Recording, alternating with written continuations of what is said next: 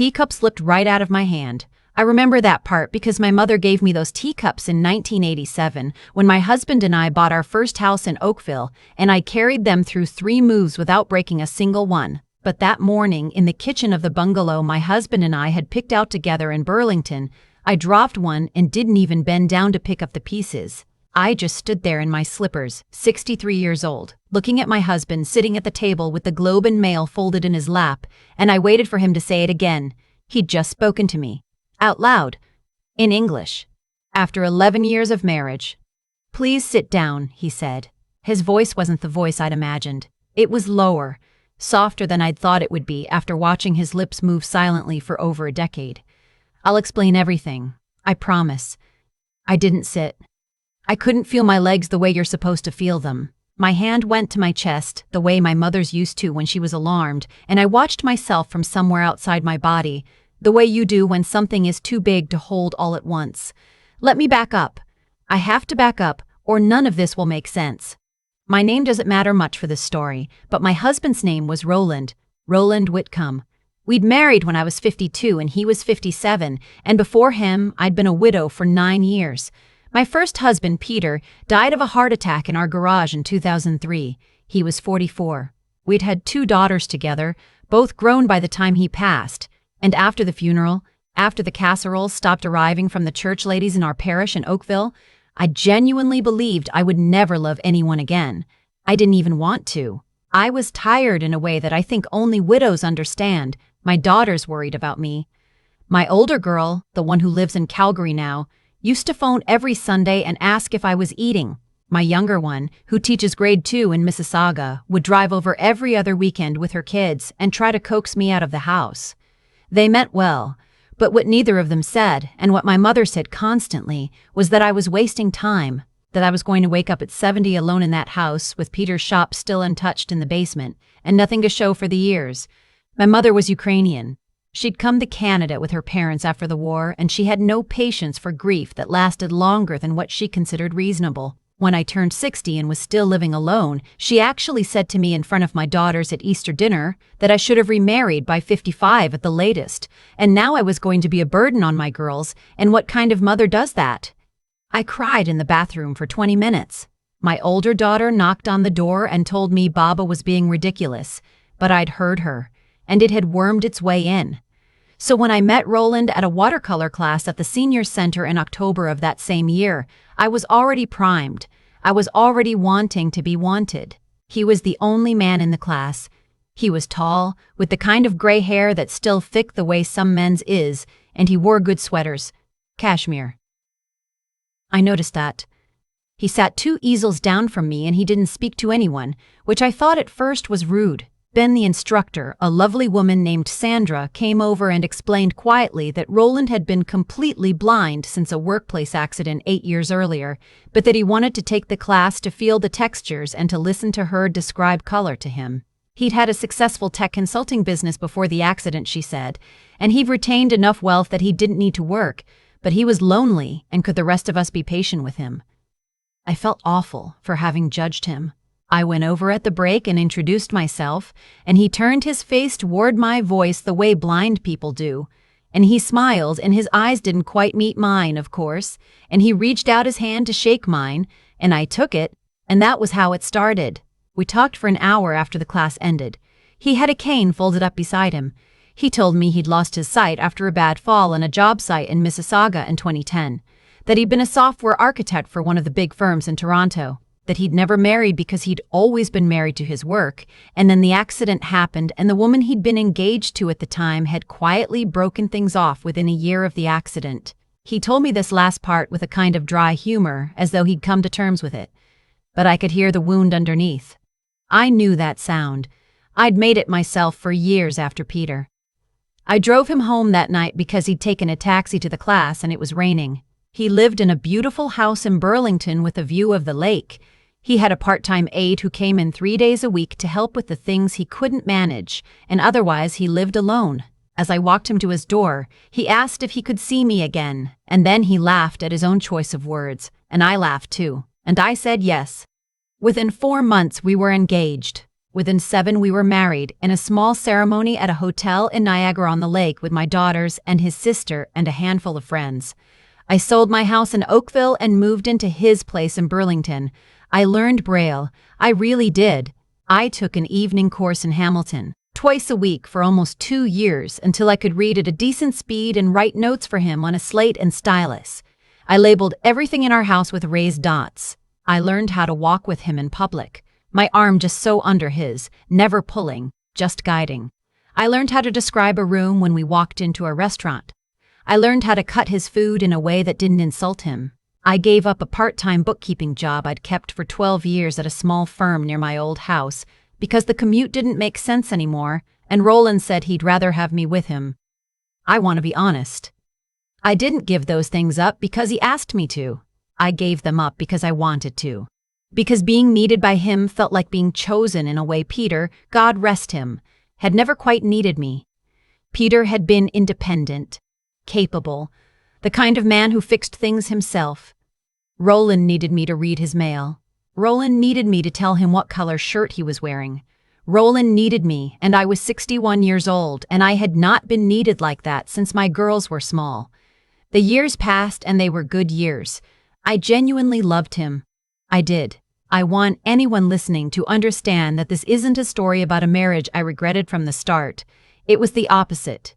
He was funny and gentle, and he listened to everything I said the way only blind people seem to, with their whole face. He called me his lighthouse. We went to Stratford every summer for the festival, and I described the costumes to him during intermission. We took a cruise to Alaska for our 5th anniversary, and I described the glaciers in such detail that an older couple sitting near us on the deck started crying because they said they hadn't really looked at anything in years. We were happy. Honestly, we were. Which is why what happened that Tuesday morning in February broke something in me. I'm not sure it's fully healed. I'd gone out to get groceries.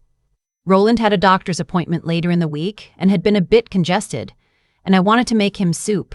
I drove to the Fortinos and got everything on my list. And I was home faster than I'd planned because the snow had held off. I came in through the side door and I didn't call out his name the way I usually did because I didn't want to startle him if he was napping. I came around the corner into the den and he was sitting in his reading chair holding a printed page and he was reading it, with his eyes. I watched him for what felt like a full minute but was probably 4 seconds. His eyes were tracking left or right across the page, the way mine do. And he was frowning slightly the way people do when they're concentrating on something complicated. I made some kind of sound. I don't know what it was. A breath, maybe. A small one. He looked up. He looked right at me. His eyes met mine, and for 1 second, before he tried to fix it, I saw him see me. There's no other way to explain it. I saw him look at my face, register it, and then realize what he'd done. He fumbled the page. He turned his head away the way he always did when he was orienting himself to a sound, but it was too late. I'd seen it. "What was that?" I said. I was still standing in the doorway with my coat on, holding my purse. "What was that, Roland?" He didn't answer right away. He set the page down. He took a long breath, and then he said in a voice I will never forget for as long as I live, "I think you should sit down." That was when I dropped my mother's teacup. I'd been holding it because I'd brought it in from the kitchen earlier, intending to wash it, and I'd forgotten it was in my other hand. It hit the hardwood and broke into 3 pieces, and I didn't even look down. He told me everything that afternoon. He'd never been blind. There had been an accident, that part was true, and he had genuinely lost some vision in his left eye. But it had largely returned within a year. The full blindness had been a fiction. He built it slowly, starting with the cane, then with the dark glasses, then with the aide he hired who he paid extra to keep his secret. He had a small office in the basement, behind a door I'd always assumed was a utility room, where he ran his consulting work over the phone and through a screen reader he didn't actually need. I asked him why. Over and over again. I was not crying yet. The crying came later. At first I was just very still and very calm, and I asked him why 100 different ways. His engagement, he said, the one that had ended after his accident. She hadn't left after his accident. That was the lie he'd built around the bigger lie. What had actually happened was that she'd left him 3 months before the accident, when she discovered that the company he'd built had been valued in the 8 figures, and she could be entitled to a substantial settlement if they married and then divorced quickly. She had been planning it. He had found her texts to a friend. She'd been calculating his net worth and timing the wedding around the date her lawyer recommended. He confronted her. She didn't deny it. She left, and a few months later, he had the fall on the job site, which gave him the idea.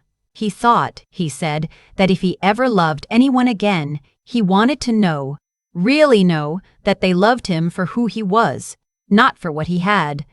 He'd convinced himself that pretending to be blind was the cleanest test.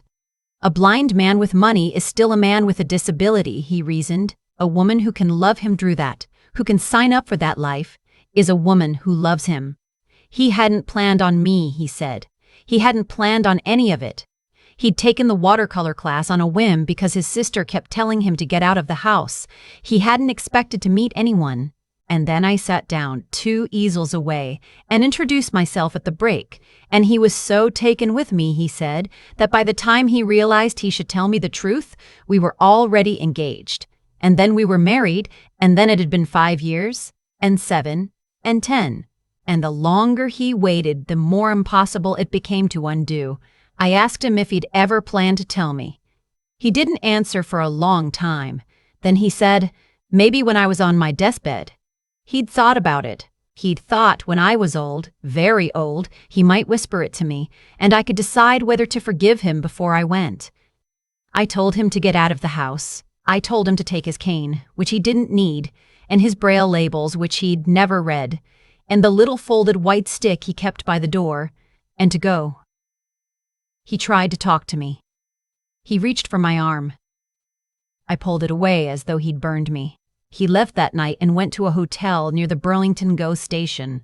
I sat on the floor of our living room and I sobbed for 4 hours straight. I phoned my younger daughter at 1 a.m, which I'd never done in my life, and she drove down from Mississauga in her pajamas and stayed with me for 3 days. My older girl flew in from Calgary that weekend.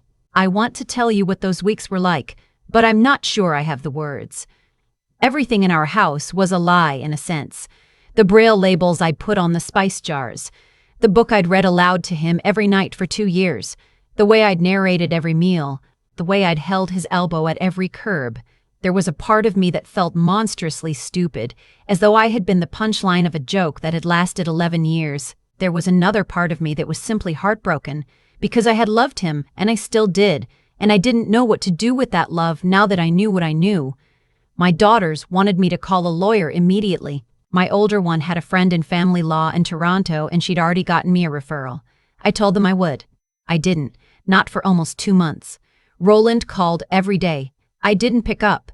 He sent letters, real letters, handwritten, not emails. I read them, but I didn't reply. He never tried to come back to the house.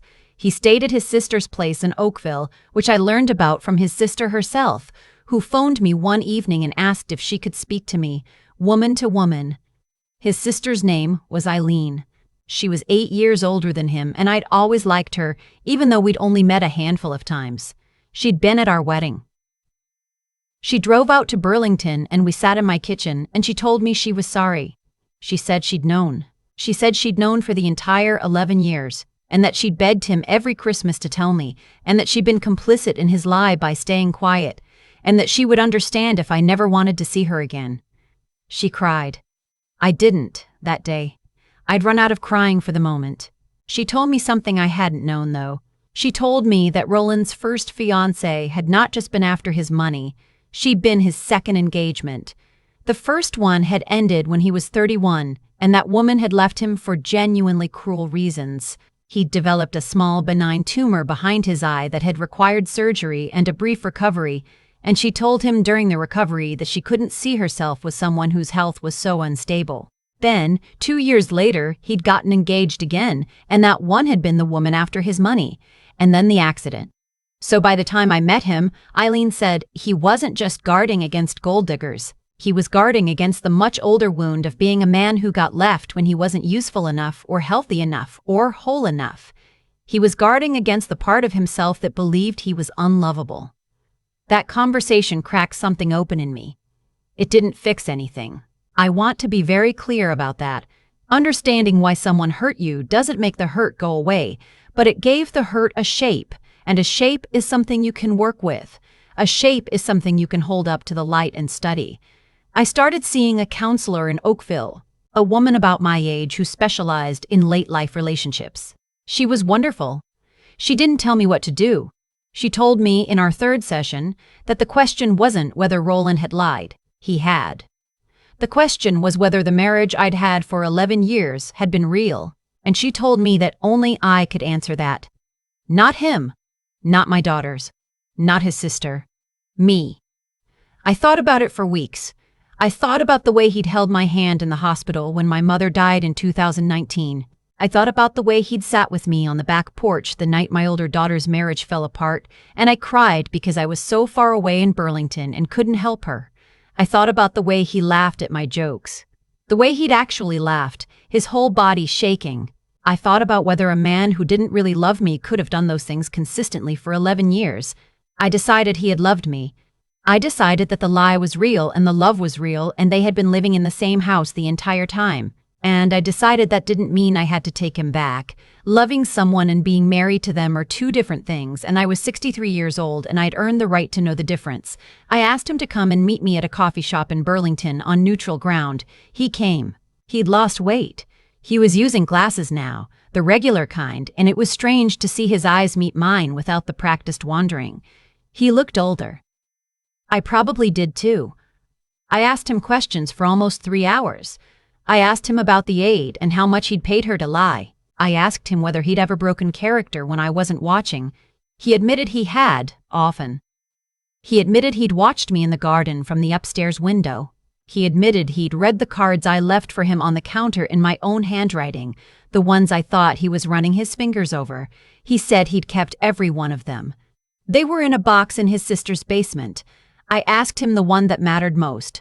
I asked him if he had ever in 11 years considered that I might be exactly the kind of woman who would have loved him without the lie. That I had been a widow, that I had loved my first husband through every version of him, that I would have almost certainly loved Roland Whitcomb, software architect, multi-millionaire, perfectly healthy, just as much as I loved Roland Whitcomb, blind man. He started to cry. He said he'd been afraid to find out. He said by the time he met me, he'd been pretending so long he didn't know how to stop, and he'd been so afraid that the version of me that loved him as a blind man might not love him as a sighted one, and the irony, he said, was that he'd been the one who couldn't see clearly.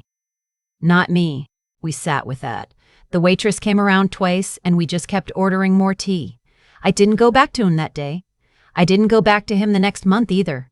We started seeing each other, slowly, the way people do when they're young and trying not to scare each other off.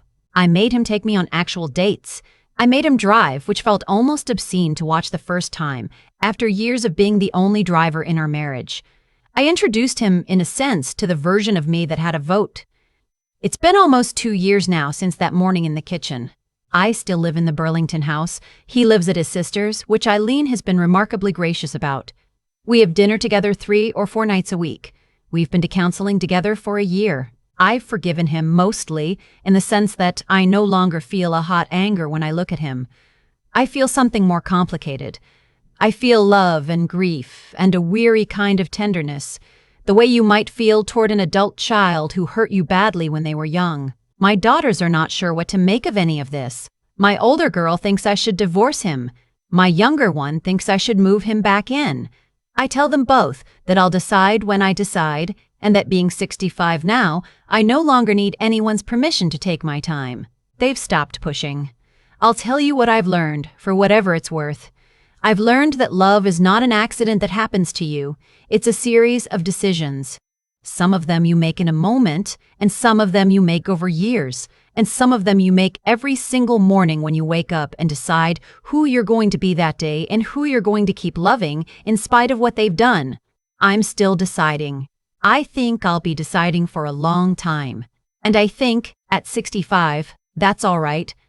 I have no one rushing me anymore. My mother is gone. My daughters have their own lives. The house is paid for. And the man who lied to me for 11 years is, it turns out, the same man who has chosen me every single day since the lie ended, and I am the woman who gets to decide every single day whether to let him. Some mornings I do. Some mornings I do. Some mornings I don't. And some mornings, I look at the spot on the floor where I dropped my mother's teacup, and I think about how a thing can break and still be a thing. Not what it was, but still, somehow, something. That, I think, is the part nobody tells you about getting older. You stop expecting things not to break. You start asking instead what you want to do with the pieces. I've thought a great deal in these last 2 years about why what happened with Roland happened the way it did. Not why he lied. He's told me that, and I believe him, and the reasons make a kind of sad sense even when they don't excuse anything. I mean, why I was the woman it happened to. Why I was sitting in that watercolor class at 60, primed and ready to be chosen. And the honest answer, the one I had to face in counseling and at my own kitchen table, is that I had let other people's voices get louder than my own. My mother's voice, mostly. My daughter's voices, gently. The quiet voice of a culture that tells widows in their late 50s that their time is running out. I'd let those voices in, and they'd done what voices like that always do, which is to make a person move faster than they should and trust less carefully than they ought to. I'm not blaming myself for what Roland did. I want to be clear about that. A man who builds an 11-year deception is the author of that deception, full stop. But I've come to believe there's a kind of wisdom in asking, when something terrible happens to you, what part of you was available to be hurt that way, and whether you'd like to be a different woman the next time. I would. I am. What I've learned is that integrity isn't only about not lying to other people. It's also about not lying to yourself, about what you want, about what you can't wait for, about whether you actually meet a man at 61 or whether you've just been told you do for so long that you've stopped checking. I had stopped checking. I won't stop again. I've also learned something about strength, and it's not what I would have guessed at 50. Strength isn't refusing to forgive. Strength isn't slamming the door and never looking back. Anybody can do those things on a bad afternoon. Real strength, I've found, is the slow work of deciding over and over what you'll carry forward and what you'll set down, of being honest with yourself about which is which, of letting a thing hurt you without letting it harden you, because hard women aren't strong. They're just tired in disguise. If I could say one thing to anyone listening who's where I was, 58, 60, 63, alone in a house with a husband's empty chair, with people telling you you're running out of time, it would be this. You are not running out of time. You are running out of patience for other people's timelines. There's a difference. Take the watercolor class because you want to paint, not because you're hoping. Marry the man because you've watched him long enough to be sure, not because your mother is tired of waiting for grandchildren. She already has. The teacup my mother gave me is in 3 pieces in a small wooden box on my dresser. I haven't glued it back together. I don't think I will. Some things are more honest, broken.